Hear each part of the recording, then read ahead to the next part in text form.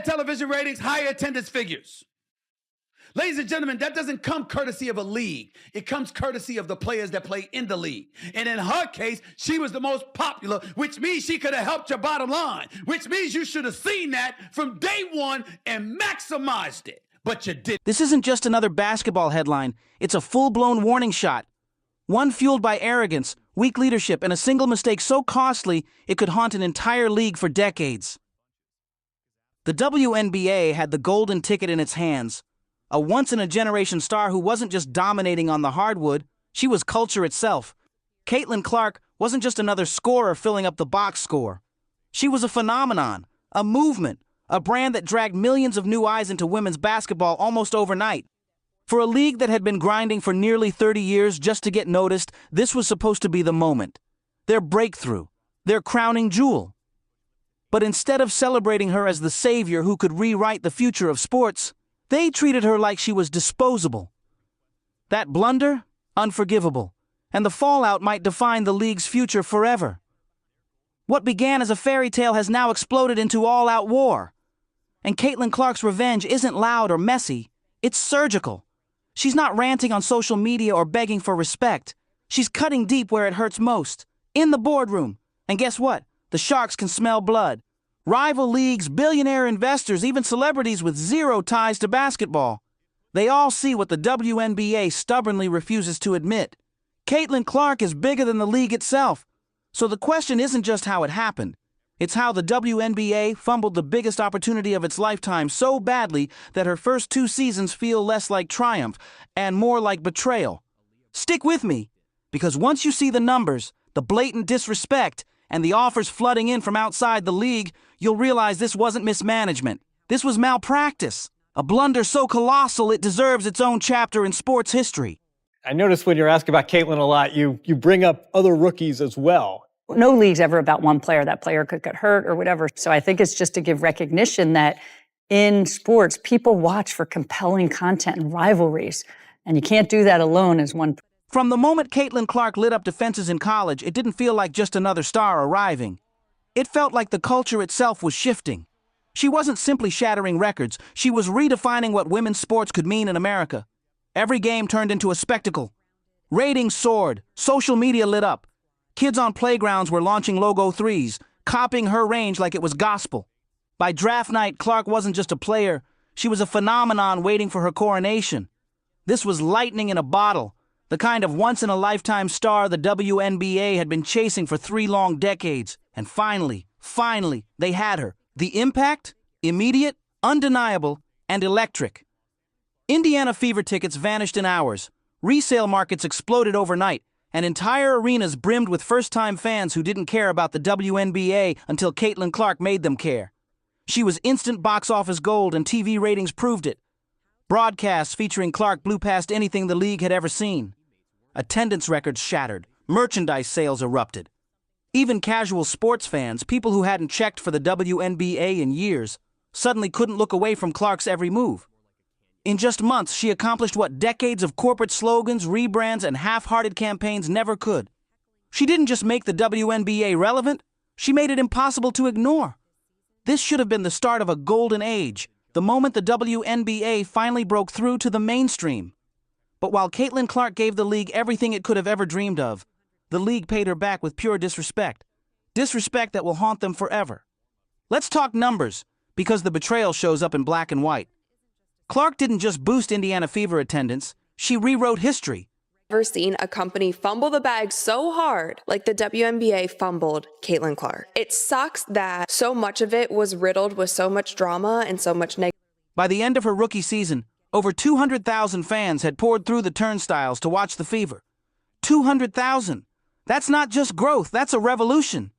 No other team had ever touched numbers like that, and it didn't stop there. National TV ratings skyrocketed 21%. For a league that had spent decades begging for attention, this wasn't baby steps. It was survival itself. Clark turned every single game into an economic earthquake. The second she laced up, arenas packed, merchandise vanished, and broadcasts shattered viewership ceilings. She wasn't just another rookie. She was the heartbeat of the entire league. And the wildest part? She was just getting started. barely scratching the surface of her prime and already carrying an entire sport on her back. Think about how long the WNBA has been clawing for this moment. Nearly 30 years of empty slogans, rebrands, and desperate partnerships that went nowhere. Then Caitlin Clark arrived, and instantly the impossible became reality. She was the goose laying golden eggs every night. And yet, what did the league do?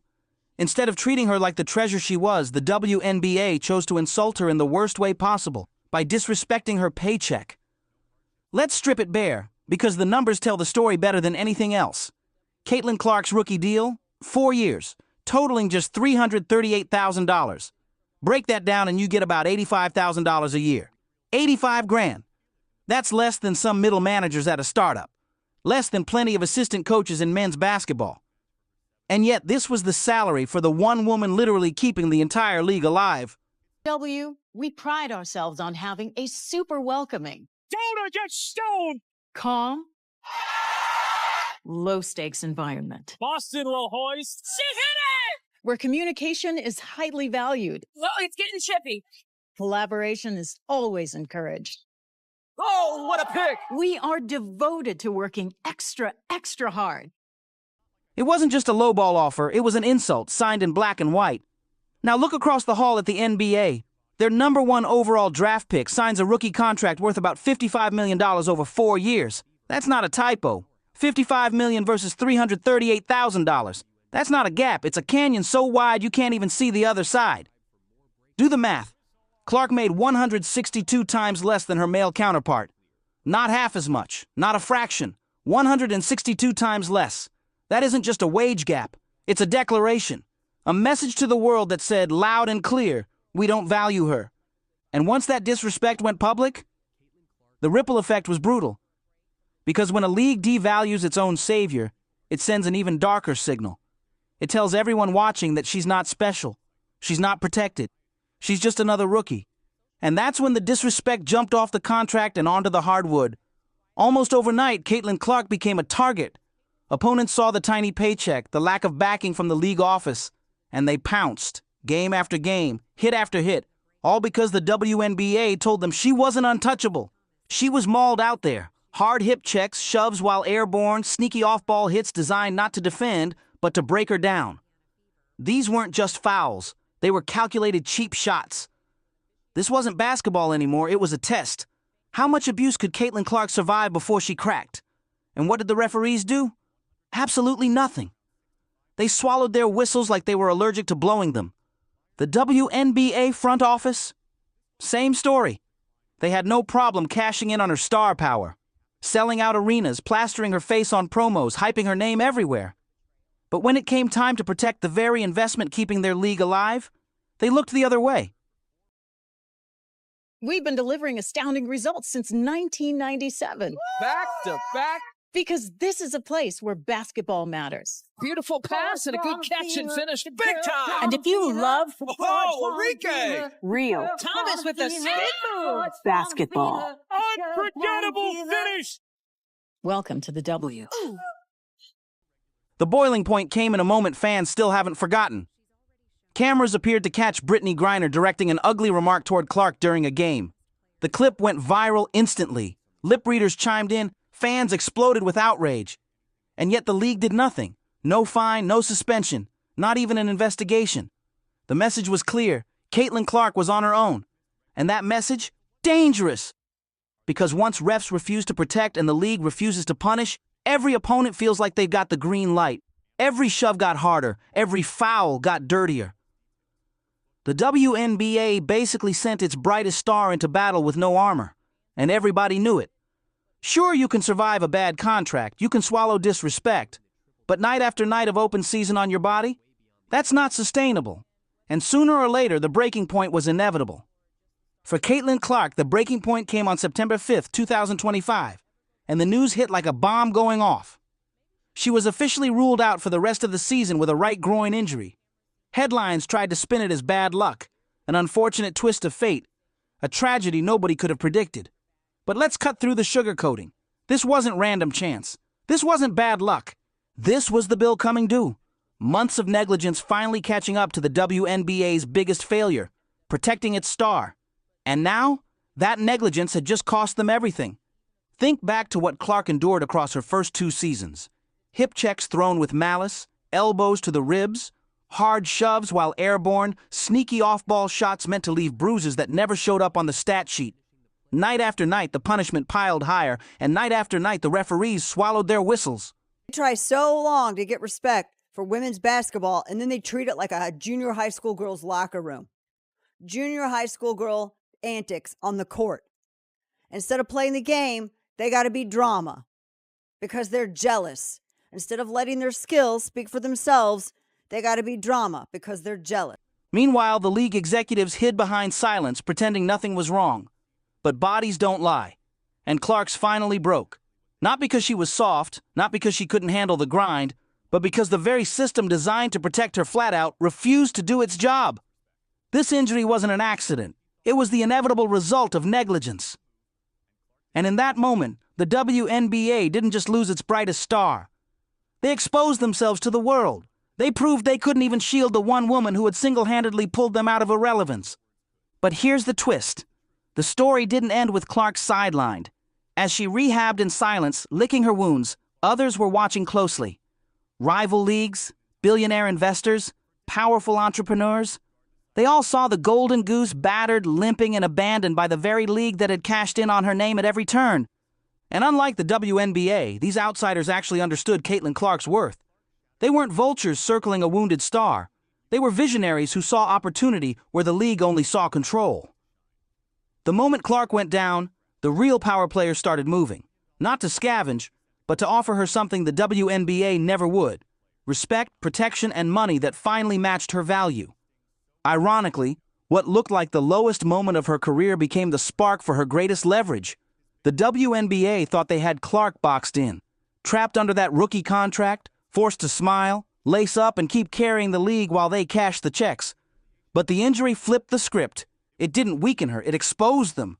We have heard nothing from the WNBA, absolutely nothing. Brittany Griner elbowing Caitlin Clark in a crazy way and then calling her a trash white girl. And Brittany Griner has not commented, which I find significant. I've watched that video countless times, and it sure looks like Brittany Griner says, white. Suddenly, the balance of power shifted.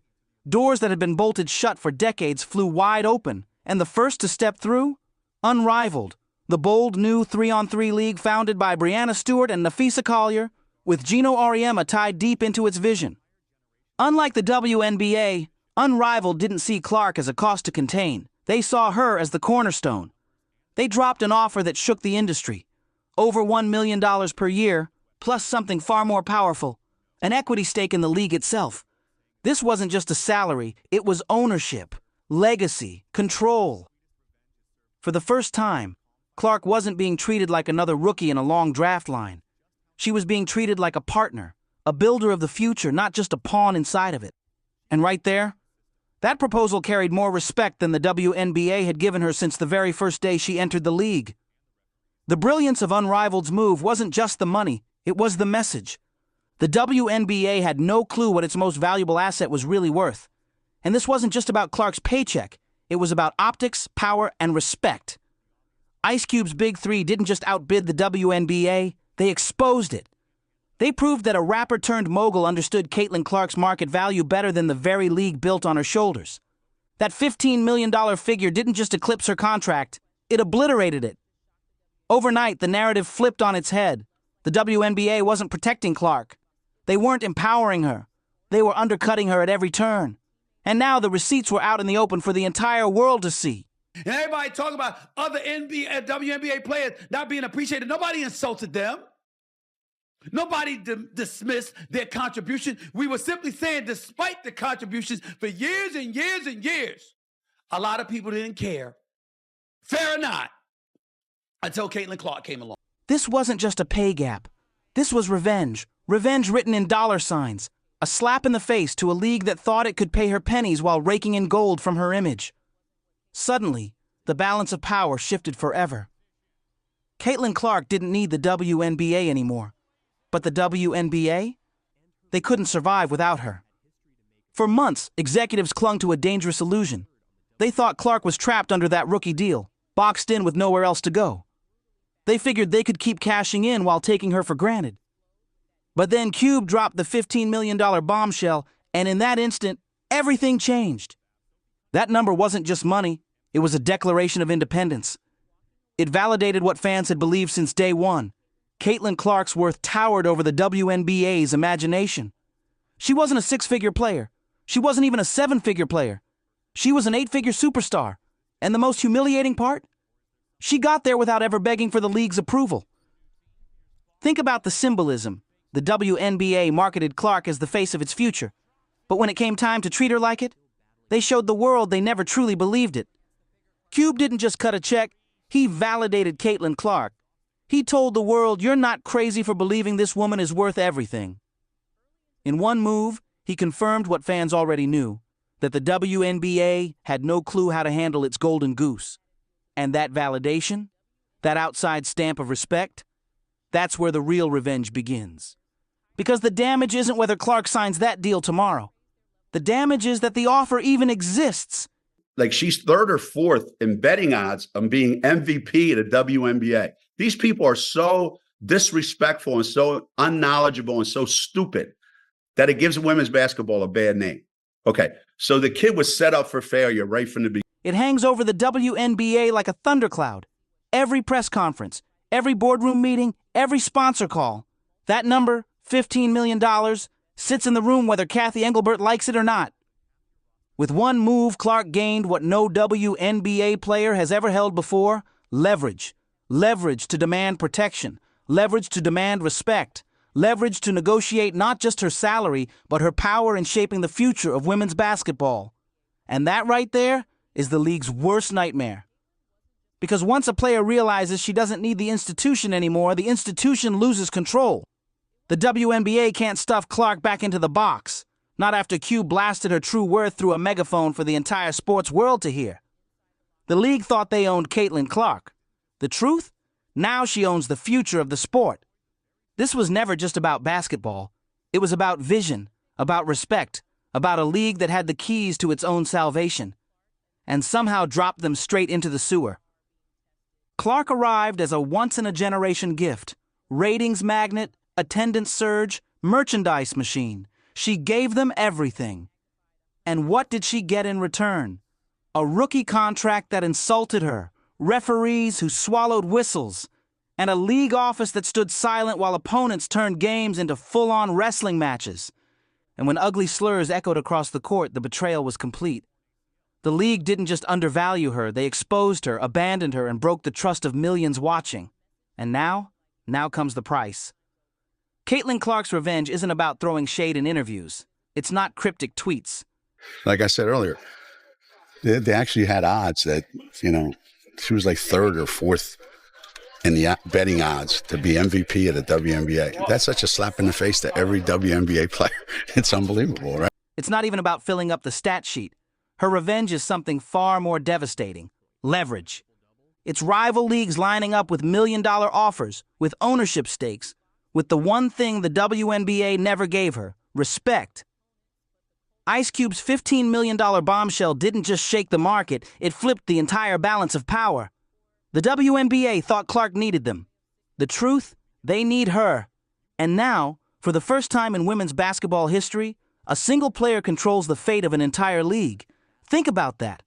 One woman, one decision, one signature could rewrite the entire future of the sport. So here's the question everyone's asking. When her contract finally ends, does Caitlin Clark stay loyal to the very institution that disrespected her at every turn?